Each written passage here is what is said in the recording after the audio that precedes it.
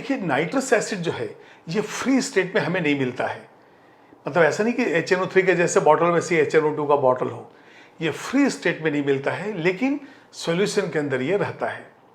अब जब भी हमें HNO2 की जरूरत है तो हम क्या करेंगे, NaNO2 HCl या KNO2 उसमें मिक्स कर देंगे HCl, तो उस रिएक्शन में हमें HNO2 मिल जाएगा। और ऐसे भी देखिए ये जब एसिड है तो कोई ना कोई इसका तो एनहाइड्राइड होगा, तो जो N2O3 है डाई नाइट्रोजन ट्राईऑक्साइड, वो एसिडिक एनहाइड्राइड है HNO2 का। तो सबसे पहले हम देखते हैं क्या क्या पॉइंट्स हम लोगों ने देखा है अभी। It is unknown in free state, और ये जो है सॉल्यूशन के अंदर नोन है। अब यहाँ जो प्रिपरेशन है N2O3 और ये मैंने दिए हैं, तो पहले हम N2O3 को डिसॉल्व करेंगे वाटर के अंदर। तो पहला पॉइंट हो जाएगा preparation when N2O3 is dissolved in water. अब देखिए N2O3 जो गैस है, अब लो टेम्परेचर पे तो इसको लिक्विफाई किया जा सकता है, लेकिन ये N2O3 गैस को हम वाटर में डिसॉल्व करेंगे। तब देखिए यहाँ पे N2O3 प्लस H2O, यहाँ से हमें मिलेगा 2 टाइम्स ऑफ नाइट्रस एसिड। ये है हमारा नाइट्रस एसिड। इसका स्ट्रक्चर और ऑक्सीडेशन स्टेट पहले वीडियो में मैंने दिया है। सेकेंड मैथड जो है, या तो आप NaNO2 लीजिए, उसको H2SO4 के साथ रिएक्ट कीजिए, या तो फिर बेरियम नाइट्राइट लीजिए। तो सेकेंड हम लेंगे by treating sodium nitrite with dilute H2SO4। जो सोडियम नाइट्राइट है वो NaNO2 है। तो अब यहाँ पे रिएक्शन देखेंगे, NaNO2 प्लस H2SO4, बिल्कुल डबल डिस्प्लेसमेंट रिएक्शन है, तो ये हो जाएगा HNO2 और ये हो जाएगा Na2SO4। अब यदि डाइल्यूट है तो Na2SO4 बनना ही है। देखिए जब H2SO4 कंसनट्रेटेड होता है वहाँ पे बाइसल्फेट मिलता है, यदि डाइल्यूट है तो वहाँ पे सल्फेट मिलता है। तो यहाँ से हो गया Na2SO4 plus 2 times of HNO2। तो जिस रिएक्शन में हमें HNO2 का जरूरत है वहाँ पे हम NaNO2 और H2SO4 का मिक्सचर ले लेंगे। अब यदि सोडियम नाइट्राइड नहीं है तो आप बेरियम नाइट्राइड भी ले सकते हैं। तो यहाँ पे बाय ट्रीटिंग बेरियम नाइट्राइड, और ये हम किसके साथ रिएक्ट कर रहे हैं, विथ डाइल्यूट H2SO4। यहाँ भी डबल डिस्प्लेसमेंट रिएक्शन होगा। ये देखिए BaNO2 taken twice plus H2SO4, barium sulphate जो इनसॉल्युबल है, प्रेसिपिटेट जैसा अलग हो जाता है, और यहाँ पे सॉल्यूशन के अंदर हमें मिल जाता है 2HNO2। उसी तरह से यदि हम पोटेशियम नाइट्राइट और HCl ले लें, या सोडियम नाइट्राइट एंड HCl ले लें, वहाँ भी नाइट्रस एसिड मिलेगा। तो सोडियम नाइट्राइट और पोटेशियम नाइट्राइट में मैंने यहाँ पे KNO2 लिया है। तो ये हो जाएगा बाय ट्रीटिंग पोटेशियम नाइट्राइट हमने लिया है यहाँ पे, तो यहाँ पे लिख लीजिए potassium nitrite with dilute HCl। Reaction में NaCl बनेगा और HNO2 बनेगा। तो यहाँ से KNO2 प्लस HCl, यहाँ से हमें साल्ट मिला KCl, और जो रिएक्शन है उसमें हमें मिल जा रहा है HNO2। तो ये जो है प्रिपरेशन ऑफ HNO2 है। अब हम प्रॉपर्टीज ऑफ नाइट्रस एसिड देखेंगे।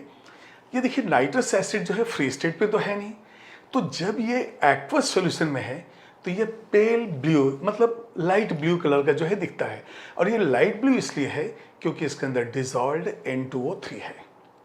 अब यहाँ पे देखिए जब हम कंसनट्रेटेड HNO3 या HNO3 का रिएजेंट बॉटल जो लैब के अंदर है वो देखते हैं, तो वैसे तो HNO3 जो है कलरलेस है, लेकिन वहाँ पे येलोइश दिखता है। क्यों? क्योंकि जब HNO3 का डिकम्पोजिशन होता है तो NO2 बनता है, और वो NO2 इसमें डिसॉल्व हो जाता है।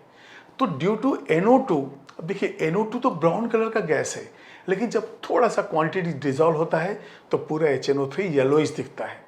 उसी तरह से ये nitrous acid due to N2O3 ये light blue, pale blue colour का जो है दिखता है। अब यहाँ पे इसके प्रॉपर्टीज में हम देख रहे हैं, सबसे पहले तो ये एसिड है, और यदि HNO2 एसिड है तो इसको तो बेस के साथ रिएक्ट करना है। तो मैंने यहाँ दो बेसेस लिए हैं, एक NaOH और एक अमोनिया। तो ठीक है, आइए हम लोग देखते हैं। पहला रिएक्शन जो है ये लेते हैं विथ NaOH। अब यहाँ पे देखिए जो प्रोडक्ट जो बनेगा NaOH और HNO2 में, ये न्यूट्रलाइजेशन का रिएक्शन है। तो सबसे पहले हम लेंगे यहाँ HNO2 रिएक्शन में जो है NaOH के साथ, ये एसिड है, ये बेस है, तो यहाँ पे जो है साल्ट बन रही है, तो यहाँ NaNO2 हो जाएगा प्लस H2O, ये हो गया NaNO2 और H2O। तो इस तरह से जो है ये सोडियम नाइट्राइट, ये है सोडियम नाइट्राइट। अब सेकंड जो है अमोनिया के साथ है। अमोनिया के साथ जो है पहले एक इंटरमीडिएट प्रोडक्ट बनता है जो डिकम्पोज होकर फाइनल प्रोडक्ट देता है। अब देखते हैं कि इंटरमीडिएट प्रोडक्ट क्या है और फाइनल प्रोडक्ट क्या है। तो यहाँ पे सेकंड हम लिखेंगे विथ अमोनिया। तो सबसे पहले हम लिखेंगे HNO2 प्लस NH3 से जो इंटरमीडिएट प्रोडक्ट बन रहा है, यहाँ पे इंटरमीडिएट प्रोडक्ट है NH4NO2। ये देखिए NH3 है, एक हो गया NH4NO2, ये हमारा इंटरमीडिएट प्रोडक्ट है, इंटरमीडिएट। और इंटरमीडिएट जो प्रोडक्ट होता है ये धीरे से डिकम्पोज हो जाएगा। अब इसका यदि डिकम्पोजिशन होगा तो ये देखिए N2 हो गया और ये 2H2O, तो यहाँ से हो जाएगा N2 प्लस 2H2O, ये इस तरह से जो है बन जाता है। अब थर्ड इक्वेशन है विथ यूरिया। तो थर्ड हम लिखेंगे विथ यूरिया। यूरिया क्या है? NH2CONH2। तो यहाँ पे हम लेंगे पहले HNO2 प्लस NH2CONH2। अब यहाँ देखिए जो CO है वो बनाता है CO2, यहाँ H2O बनेगा और N2 बनेगा। तो हमारे पास N2 plus H2O plus CO2। अब यहाँ पे देखेंगे हम नाइट्रोजन 2 है, इसको बैलेंस कर देंगे 2 टाइम्स करके। तो हाइड्रोजन कितने हो गए? 2 2 4 एंड 2 6, तो इसको हम 3 कर देते हैं। अब नाइट्रोजन तो बैलेंस हो गया है, हाइड्रोजन भी बैलेंस है। ऑक्सीजन को चेक करते हैं, 4 एंड 1 5, तो यहाँ से 3, यहाँ से 2 5, कार्बन एक है ही। तो इस तरह से नाइट्रोजन एंड CO2 यहाँ पे 2 गैसेस प्रोड्यूस होते हैं। उसके बाद मैंने लिया है एनिलीन। एनिलीन जो है यहाँ पे जब हम रिएक्ट करेंगे HNO2 के साथ, तो याद कीजिए बेंजीन डाइअज़ोनियम क्लोराइड ये जो है बनेगा। तो उस रिएक्शन को भी देखते हैं हम। तो विथ, अब ये जो है एनिलीन हम ले रहे हैं। अब यहाँ पे जो है रिएक्शन जो है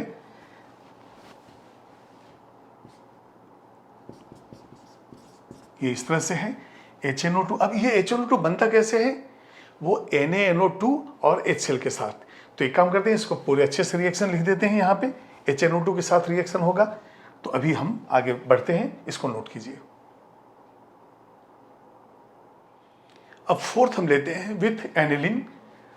तो एनिलीन के लिए जो है हमने क्या किया है, पहले NaNO2 लिया है विथ HCl। तो यहाँ से बन जाता है HNO2 और इसके प्लस NaCl भी एक प्रोडक्ट हम लिख देते हैं। अब यहाँ पे देखिए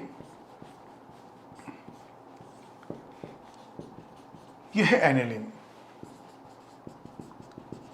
और हमारे पास HCl भी बचा हुआ है और HNO2 भी है, दोनों चीज़ें हैं। क्योंकि HNO2 फ्री स्टेट पे तो है नहीं, तो यहाँ पे लिख देंगे हम HNO2 प्लस HCl। अब यहाँ पे देखिए मैं इस N को देख रहा हूँ और यहाँ पे भी N है, तो ये हो जाएगा N2 और ये Cl आ जाएगा, तो बन जाएगा बेंजीन डाइअज़ोनियम क्लोराइड। और हाइड्रोजन कितने हो जाएंगे? 2 1 3 और 1 4। अब देखिए इसमें हमें इनऑर्गेनिक में इसके मैकेनिज्म पे नहीं जाना है, जो टोटल जो है प्रोडक्ट वो हमको याद करना है। यहाँ पे देखिए आप, ये हो जाएगा N2Cl। तो N2Cl और ये जो है 4 हाइड्रोजन, तो यहाँ पे हो जाएगा 2H2O। यही है हमारा बेंजीन डाई एजोनियम क्लोराइड। तो इस तरह से जो है 4 रिएक्शंस जो हैं ये HNO2 को हम लोग ने देख लिया। अब हम देखेंगे इसके ऑक्सीडाइजिंग और रिड्यूसिंग प्रॉपर्टीज कौन कौन से हैं। अब नाइट्रस एसिड का जो डिकम्पोजिशन है वो हीटिंग से होता है, और हीटिंग के बाद क्या प्रोडक्ट बनेगा वो देखिए आप। तो यहाँ पे ये हो गया डिकम्पोजिशन,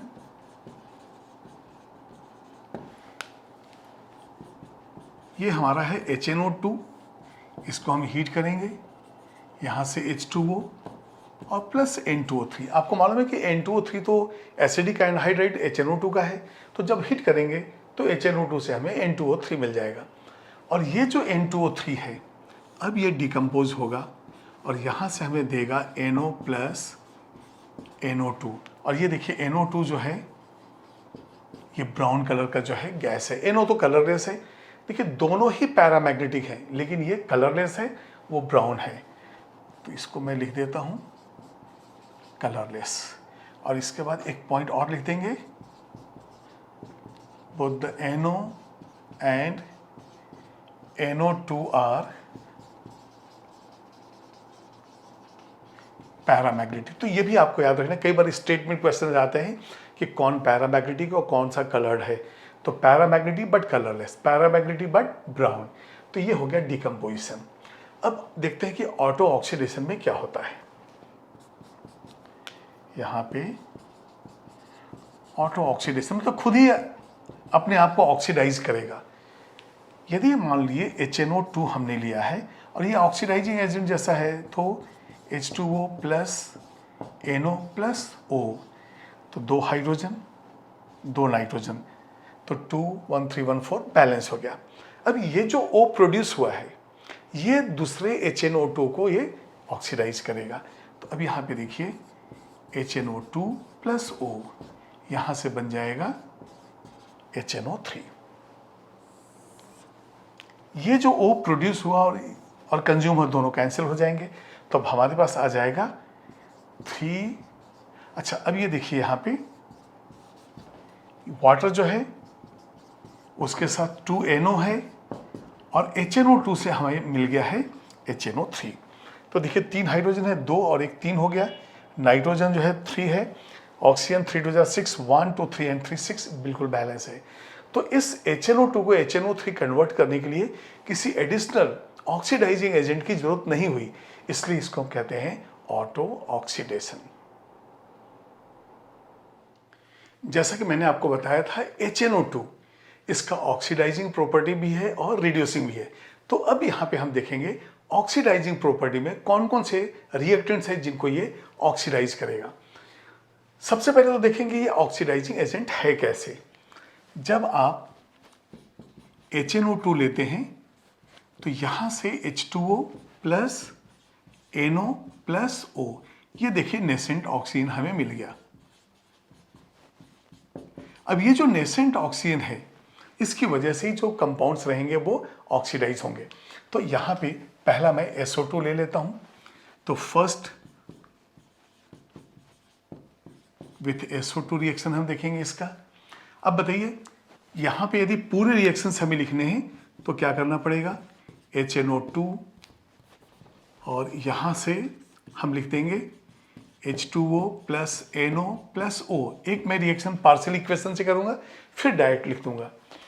अब हमारे पास जो SO2 है, ये SO2 इस ऑक्सीजन से जो नेसेंट ऑक्सीजन प्रोड्यूस हुआ है उसके साथ रिएक्ट करके बनाएगा SO3, और फिर यहाँ पे जो वाटर है उसके साथ कंबाइन होकर बनाएगा सल्फ्यूरिक एसिड प्लस H2O, तो ये हो जाएगा H2SO4।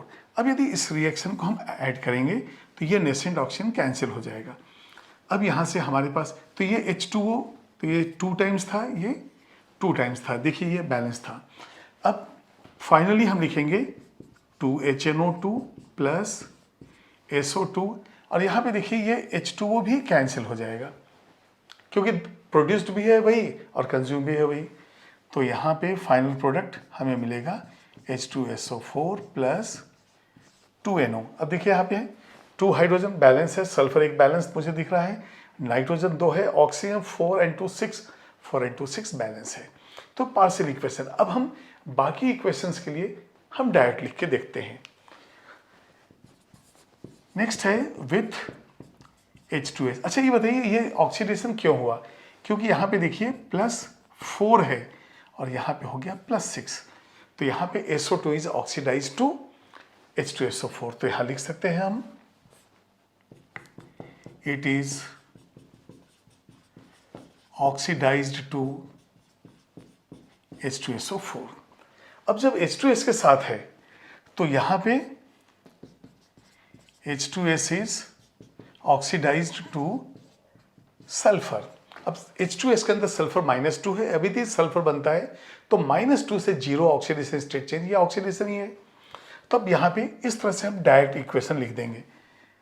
ये देखिए HNO2 प्लस H2S, यहाँ पे हम लिखेंगे H2S, ये हो गया H2S। सल्फर को पहले बाहर निकाल देते हैं, यहाँ से NO है तो sulphur plus H2O plus NO। अब ये 2 हाइड्रोजन है, इसको 2 और कर देते हैं तो ये हो जाएगा 2H2O। 2 नाइट्रोजन है, इसको हम ऐसा कर देते हैं, तो अब जो है टोटल 4 नाइट्रो ऑक्सीजन जो यहाँ पे बिल्कुल बैलेंस है। तो विथ H2S इस तरह से हम रिएक्ट करते हैं, इसको नोट कीजिए। अब यदि एसिडिफाइड KI को HNO2 के साथ रिएक्ट करें तो यहाँ पे I2 बनता है, तो KI में -1 ऑक्सीडेशन स्टेट है, I2 में 0, तो KI is oxidise to I2। तो यहाँ पे हम थर्ड वन लिख देंगे KI is oxidise to I2। अब एसिडिफाइड के लिए हम यहाँ पे H2SO4 ले लेंगे, तो यहाँ पे देखिए इक्वेशन क्या होगा, KI प्लस H2SO4 और HNO2 तो हमारे पास है ही। तो यहाँ से यदि K2SO4 हम कर दें, एक प्रोडक्ट हो गया हमारे पास K2SO4। अब आपको मालूम है कि NO जो है इसके अंदर प्रोड्यूस होता है NO2 से, ये NO2 है, HNO2 है, यहाँ से NO प्रोड्यूस होता है, तो यहाँ पे आ जाएगा NO और इसके बाद फिर H2O, क्योंकि HNO2 से मिलता है H2O plus NO plus O, तो O तो दिखेगा नहीं है, तो ये K2SO4 हो गया। अब यहाँ पे यदि नाइट्रोजन की हम बात करें तो यदि 2 कर देते हैं तो 2 2 4 हो जाता है हाइड्रोजन 2। अब यहाँ देखते हैं कि किस तरह से बैलेंसिंग 4 4 8, यहाँ पे 4 2 6 2 8, ये बैलेंस हो गया है। तो KI से I2 -1 से 0, इसलिए ये हो गया ऑक्सीडेशन। नेक्स्ट हमारे पास है SnCl2, तो फोर्थ वन हो जाएगा SnCl2 इज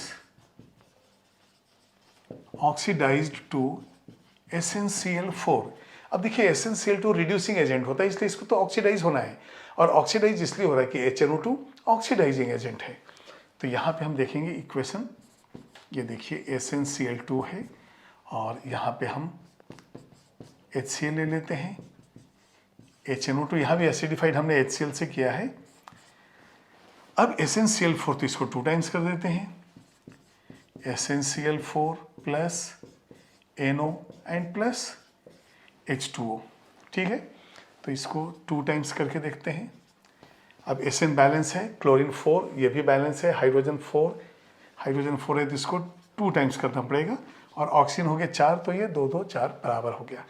तो SnCl2 में ये +2 था और यहाँ पे +4 है, इसलिए ये ऑक्सीडाइज हो गया। नेक्स्ट हमारा है FeSO4।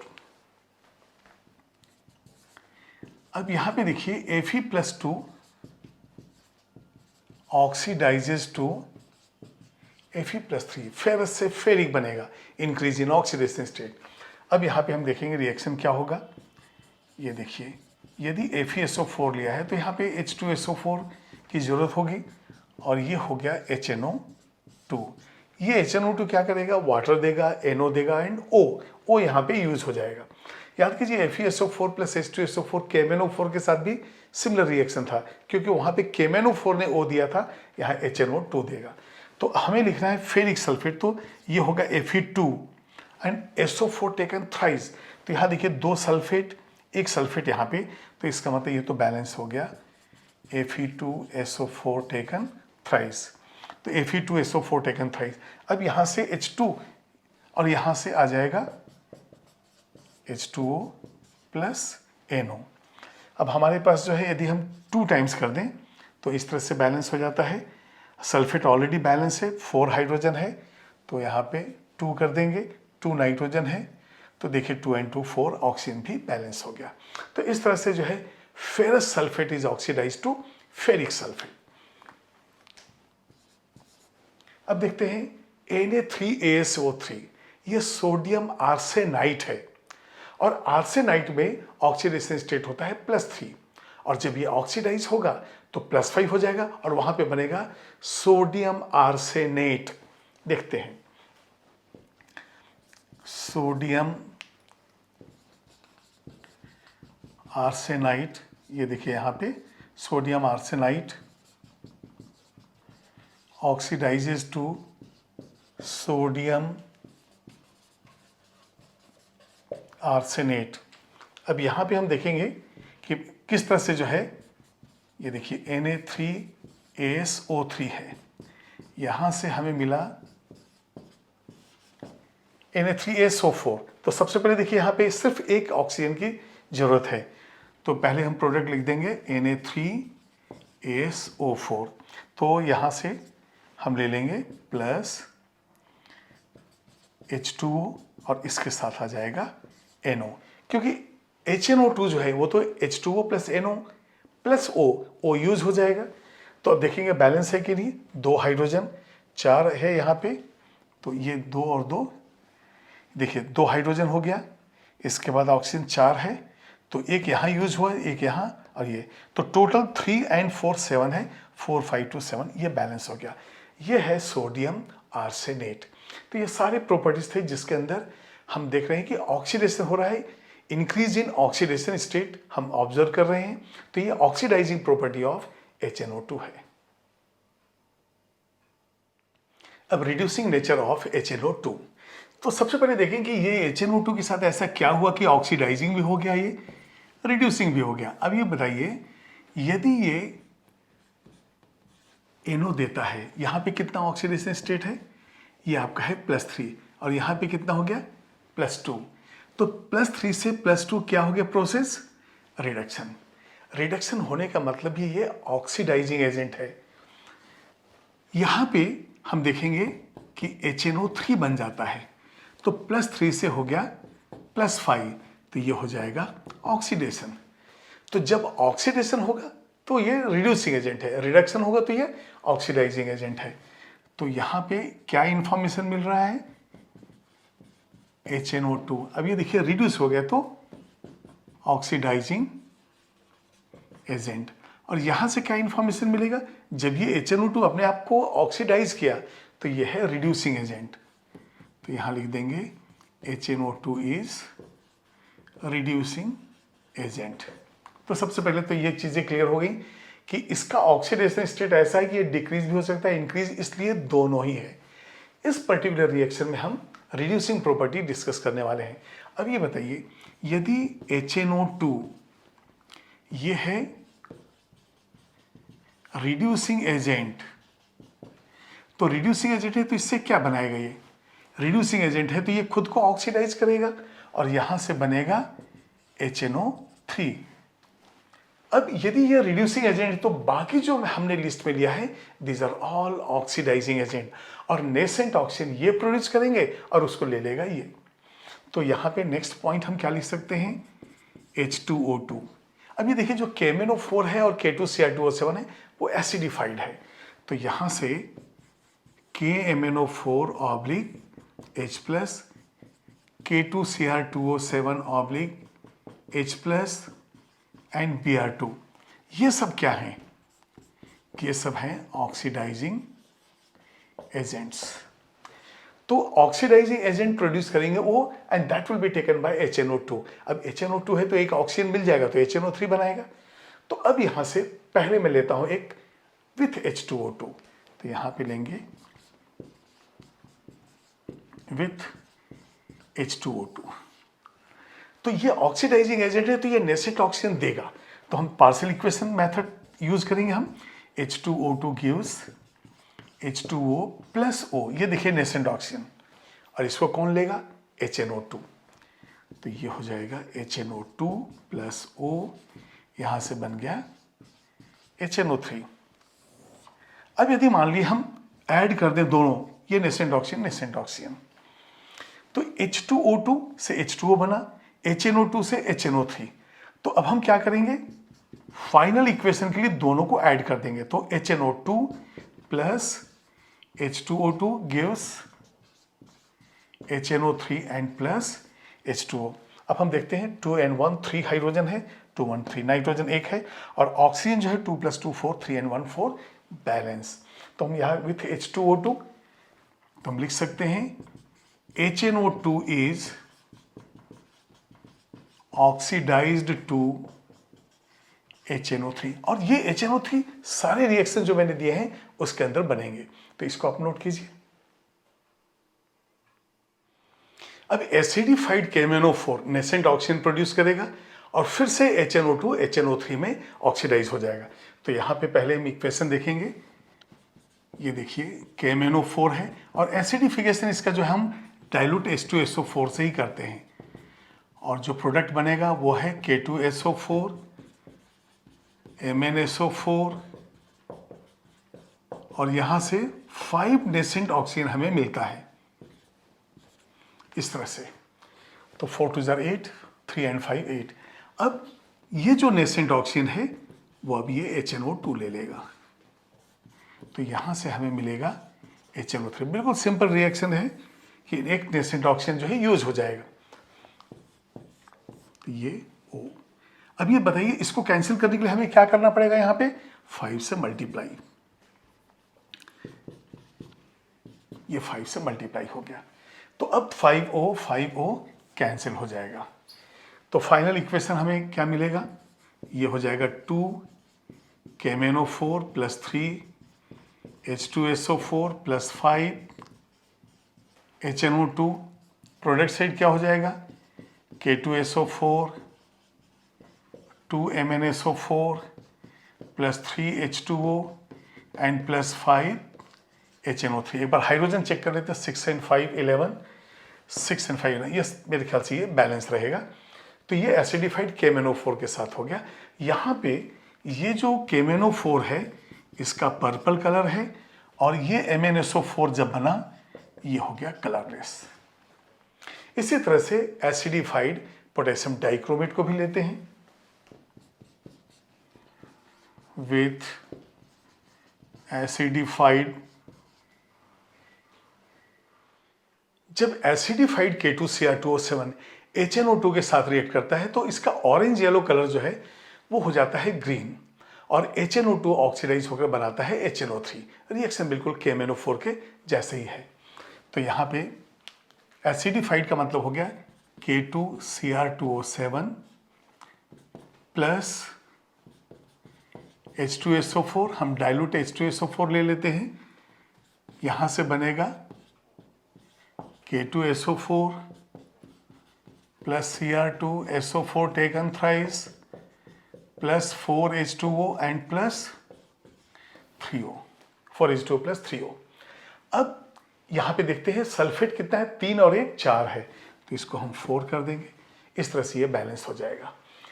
नेक्स्ट ये HNO2 जो है अब इस नेसेंट ऑक्सीजन को लेगा और यहाँ से बनाएगा HNO3। लेकिन फर्स्ट इक्वेशन में 3 नेसेंट ऑक्सीजन है, तो सेकेंड इक्वेशन को हम कितने से मल्टीप्लाई करेंगे? 3 से। जैसे एक KMnO4 के केस में हमने 5 से मल्टीप्लाई किया था, तो यहाँ हो जाएगा 3 3 3। अब यहाँ पे जो फाइनल इक्वेशन होगा इसमें 3O तो हम कैंसिल कर देंगे, और यहाँ हो जाएगा K2Cr2O7 plus 4H2SO4 plus 3 HNO2 product side जो है ये हो जाएगा K2SO4 plus Cr2SO4 taken thrice. ये देखिए यही है green compound plus 4H2O plus 3HNO3। तो इस तरह से जो HNO2 है ये HNO3 में कन्वर्ट हो गया। तो यहाँ पे ऑरेंज, हम ऑरेंज रेड, ऑरेंज येलो ऐसा कहते हैं, ये ऑरेंज कलर का है और वो हो गया ग्रीन। अब इसके बाद एक और हमारे पास ऑक्सीडाइजिंग एजेंट बचा हुआ है, वो है Br2। तो यहाँ पे हम नेक्स्ट लेंगे विथ Br2। अब देखिए जैसे क्लोरीन को वाटर में डिजोल्व करते हैं और ब्रोमीन को डिजोल्व करते हैं, तो एक क्लोरीन वाटर है, एक ब्रोमीन वाटर है। यहाँ पे देखेंगे नेसेंट ऑक्सीजन कैसे प्रोड्यूस होता है। तो पहले Br2 प्लस H2O, यहाँ से देखिए HBr प्लस HBRO, और ये HBRO से ही हमें, यदि मैं यहाँ लिख दूँ HBRO, तो यहाँ से मिल जाता है HBr प्लस नेसेंट ऑक्सीजन। जितने भी ऑक्सीडाइजिंग एजेंट हैं आपको नेसेंट ऑक्सीजन देंगे, और वो नेसेंट ऑक्सीजन कौन लेगा? HNO2। तो अब यहाँ पे HNO2 प्लस O, ये हो जाएगा HNO3।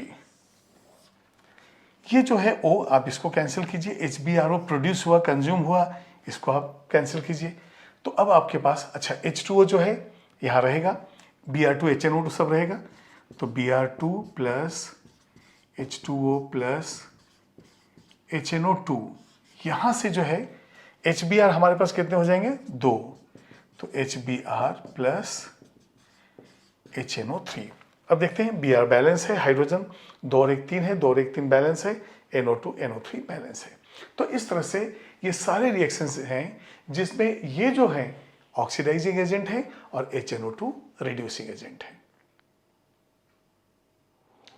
अब कुछ क्वेश्चंस जो बेस्ड हैं नाइट्रस या हाइपोनाइट्रस एसिड पे, वो इस सेशन में देखिए आप। In hyponitrous acid the number of hydroxyl group present around nitrogen. तो सबसे पहले इसके स्ट्रक्चर देख लेते हैं। ये जो कंपाउंड है वो है H2N2O2।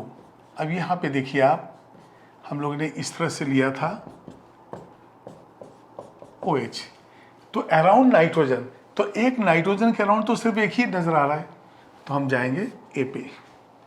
टोटल बेसिसिटी 2 हो जाएगी, लेकिन अराउंड नाइट्रोजन दिया है, तो नाइट्रोजन एटम्स नहीं है, नाइट्रोजन, तो 1 हो गया। Acid having peroxide linkage in its structure, तो अब यहाँ पे देखिए नाइट्रिक है, ये नाइट्रस है, हाइपोनाइट्रस ये है, ये पर नाइट्रिक है। तो पर नाइट्रिक में हम क्या लेते हैं structure? HOON double bond O, dative bond O। अब यदि डेटिव बॉन्ड नहीं लेंगे तो प्लस माइनस करके सिंगल बॉन्ड ले लेंगे। तो यहाँ पे पैरोक्सी लिंकेज है, तो आंसर हमारा है D। अब ये अच्छा क्वेश्चन है, पैसेज जैसा दिख रहा है।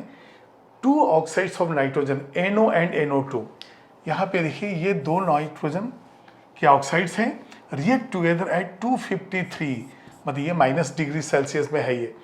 तो यहाँ पे क्या होने वाला है? NO का कॉम्बिनेशन NO2 से और बनेगा N2O3, die nitrogen try oxide. तो ये जो है नाइट्रोजन का कंपाउंड जो बना, ये हमारा है X। अब क्या कहता है? X reacts with water and produces Y। तो ठीक है, देखते हैं हम लोग। यदि हम N2O3 को वाटर में डिसॉल्व करते हैं तो यहाँ से हमें मिलेगा HNO2, तो 2 टाइम्स HNO2। अब ये जो HNO2 है उसमें हम देखेंगे कि NO2 माइनस जो है, NO2 माइनस ये कैसा होगा? NO माइनस, यहाँ पे H अटैच हो जाएगा। तो ये जो है ये बेंड शेप जो है आएगा, एंगुलर आएगा। तो हम ये लेते हैं टेट्राहेड्रल स्क्वायर प्लेन पिरामिडल, तो ये ट्राइगोनल प्लेनर आ जाएगा। तो देखिए यहाँ पे एक लोन पेयर है, तो ये trigonal planar, electron pair geometry जो है ट्राइगोनल प्लेनर, शेप जो है वो बेंट आ जाएगा। इस तरह से इसको आप नोट कीजिए। Which of the following can act as both oxidant as well as reductant? अब जैसे ऑक्सीडेंट और रिडक्टेंट है तो एक रिड्यूस होगा एक ऑक्सीडाइज होगा, मतलब उनका ऑक्सीडेशन स्टेट उस एलिमेंट का ऐसा होना चाहिए कि वो अपने आप को इंक्रीज भी करे और डिक्रीज भी। यदि कोई एलिमेंट हाईएस्ट ऑक्सीडेशन स्टेट में है तो फिर फर्दर चेंज तो हो नहीं सकता है, ऑक्सीडाइज नहीं हो सकता है, खुद को रिड्यूस करेगा तो ये ऑक्सीडाइजिंग एजेंट होगा। नाइट्रोजन के केस में हाईएस्ट ऑक्सीडेशन स्टेट +5 है, तो यदि किसी ऑक्सी एसिड में +5 ऑक्सीडेशन स्टेट है तो अपने आप को रिड्यूस करके ऑक्सीडाइजिंग एजेंट हो सकता है, लेकिन अब फर्दर इंक्रीज नहीं कर सकता, इसलिए ये रिड्यूसिंग एजेंट नहीं हो सकता है। तो यहाँ पे हम देखेंगे हमारे पास है HNO3 +5, पर नाइट्रिक एसिड है HNO4, ये भी है +5। इसके बाद हाइपोनाइट्रस एसिड H2N2O2। अब यहाँ पे देखिए ये जो हो जाता है, देखिए 2 2 4 है, 2 है तो ये +1 है। इसके बाद फिर हम लेते हैं HNO2। HNO2 जो है यहाँ पे ये +3 है। तो यहाँ HNO3 जो है, अभी देखिए -3 से +5 के बीच में इधर 3 के आसपास है, तो ये 3 से रिड्यूस भी होता है +2 हो जाता है, और 3 से आगे जो है +5 भी हो जाता है। तो हमारा आंसर है HNO2। Aqueous solution of nitrous acid is pale blue. अब देखिए पेल ब्लू कलर है वो N2O3 की वजह से है। इस NO2 की वजह से जो HNO3 है वो येलोइस है, लेकिन N2O3 की वजह से ये जो HNO2 है वो पेल ब्लू है। तो आंसर हमारा हो गया B. Ethyl amine reacts with nitrous acid, which of the following is produced. तो पहले हम देखेंगे, यदि C2H5NH2 हमने लिया और प्लस, अभी नाइट्रस एसिड को हम क्या लिख सकते हैं, HONO लिख सकते हैं, HNO2। अब यदि मान लिए यहाँ से हम इसको चेंज करें C2H5 और ये आ जाएगा OH, C2H5OH, नाइट्रोजन प्लस ये आ जाएगा H2O। अब यहाँ पे हम देखेंगे कि सिर्फ एक ही गैस है N2, तो H2N2 कुछ नहीं, यहाँ पे आप जाइए C पे N2।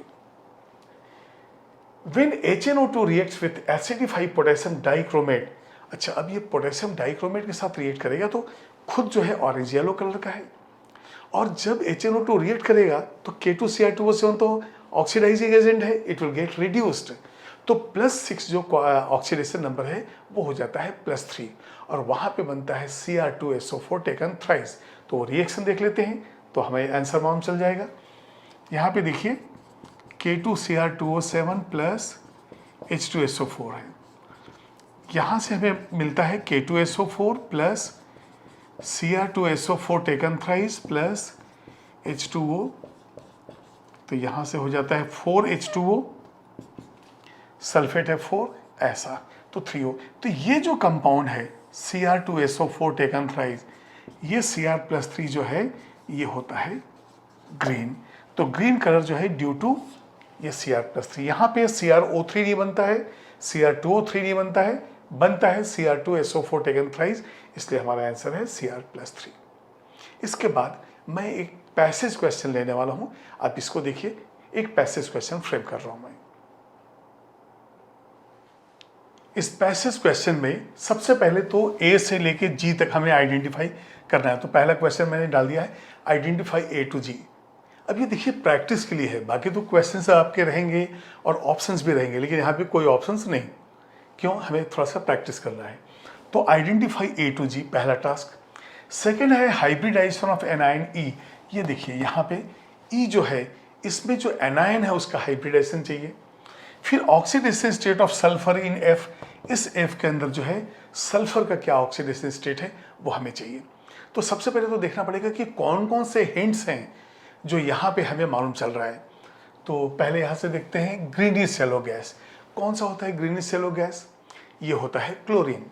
याद कीजिए F2 जो है वो येलोइस है, NO2 नाइट्रोजन डाइऑक्साइड ये कैसा होता है, ये होता है ब्राउन कलर का, Cl2 कैसा है, ग्रीनिश येलो। तो सबसे पहले तो हमें हिंट्स देखना है क्या क्या है। तो पहला हिंट हमें मिला ग्रीनिश गैस, ग्रीनिश येलो या ग्रीनिश गैस, तो यहाँ पे हमें मिला B जो है ये Cl2 है। तो चलिए B के बारे में हमें आइडिया लग गया है। इसका पेल वायलेट फ्लेम टेस्ट, जो फ्लेम टेस्ट एल्कली मेटल्स का है, उसमें यदि रुबिडियम है तो रेड वायलेट, यदि पोटेशियम है तो पेल वायलेट। तो ये पेल वायलेट का मतलब हो गया सेकेंड, पेल वायलेट से हमें लग रहा है कि डी के अंदर एटलीस्ट हम K+ तो आइडेंटिफाई कर ले रहे हैं, बाकी उसके साथ क्या मालूम, लेकिन K+ तो है। चलिए अभी हमें C मालूम नहीं, इसलिए इधर हम प्रेडिक्ट नहीं कर सकते। अब यहाँ देखते हैं A से, अच्छा ये देखिए A से I2 के साथ फिर से आ गया। अब ये बताइए यदि E है, ये E है और यहाँ I2 यहाँ Ki है, तो बिल्कुल लग रहा है कि ये I2 होगा और ये Ki होगा। फिर से देखिए E दोनों कॉमन है, ये I2 है, ये Ki है, तो Ki के लिए I2 होगा, I2 के लिए Ki होगा। इस तरह से ये Ki एंड I2 हमें मालूम चल जा रहा है। समझ में आया? जैसे है ना 2 × 3 = 3 × 2, वैसे I2 gives something E, Ki gives with something E। इसका मतलब वो समथिंग इज नथिंग, वो जो है हमारा I2 एंड Ki का कॉम्बिनेशन है। इसके बाद अब हम आगे जाएंगे तो रिएजेंट टू डिटेक्ट अमोनिया। आपको मालूम है कि नेस्लस रिएजेंट जो है वो यूज होता है अमोनिया को डिटेक्ट करने में। तो यदि मान लीजिए Ki जैसा कि हमने यहाँ से आइडेंटिफाई किया, तो अब हम देखते हैं रिएक्शंस क्या क्या होंगे। ये देखिए पहले हो गया Ki, ये A है, Cl2। अब आपको मालूम है कि मोर हैलोजन जो मोर रिएक्टिव हैलोजन जो है वो लेस रिएक्टिव हैलोजन को डिस्प्लेस कर देगा। तो यहाँ पे ये I2 का मतलब हम ले लेंगे, तो सबसे पहले तो ये B हो गया, ये C हो गया, इसके साथ D जो बनेगा, अब ये क्या बन जाएगा, ये KCl। तो ये हो जाएगा आपका D 2 टाइम्स KCl।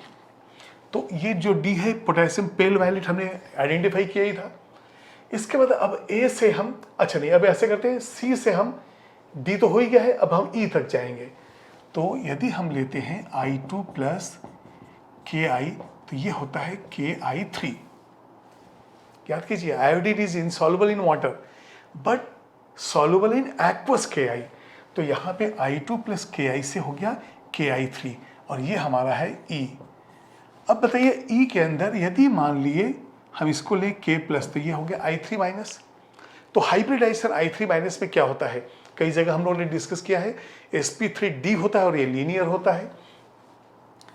तो ये देखिए यहाँ से इस तरह से हम लेते हैं I, ये I हो गया, यहाँ भी I है ये, और 3 लोन पेयर यहाँ पे हैं, तो हाइब्रिडाइजेशन हो गया sp3d।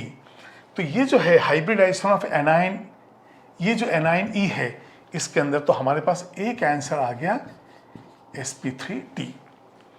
अब इसके बाद जो है तो ये E निकल गया। अब हम देखेंगे आयोडीन का हाइपो के साथ क्या रिएक्शन होता है। तो ये देखिए I2 + Na2H2O3, यहाँ से बनता है sodium tetrathionate. First A group के अंदर ये रिएक्शन आया है। तो यहाँ से हो जाएगा Na2S4O6 + 2NaI, ये देखिए।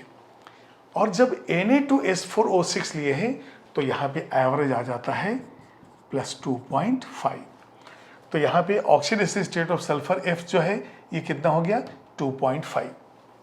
तो ये भी हमें डिटेक्ट हो गया। तो F हमारे पास बना है Na2S4O6। अब इसके बाद A से हम E जाते हैं, तो E एंड F हो चुका है, E फिर से बनेगा, तो Ki + I2 same, Ki + I2 से Ki3, तो ये A से E बन जाएगा। इसके बाद Ki + HgI2, ये रिएक्शन लेना पड़ेगा। तो ये देखिए Ki + HgI2 2 टाइम्स, और यहाँ से बनता है K2HgI4, और ये जो है हमारा नेस्लस रिएजेंट। तो यहाँ पे याद कीजिए आप KOH + K2HgI4, ये क्या है, नेस्लर्स रिएजेंट, ये नेस्लस रिएजेंट होता है। तो अब हमारे पास जो आंसर्स है क्या क्या है, A Ki, B क्या है Cl2, C I2 हो गया, D क्या हो गया है KCl, E क्या है हमारा Ki3, F है Na2S4 O6 ये हो जाता है Ki+I2 Ki3 और G हो जाता है K2HgI4। इस तरह से A to J हम निकाल लिए और जो दो क्वेश्चन हाइब्रिडाइजेशन और ऑक्सीडेशन स्टेट थे उसको भी हमने कैलकुलेट कर लिया है।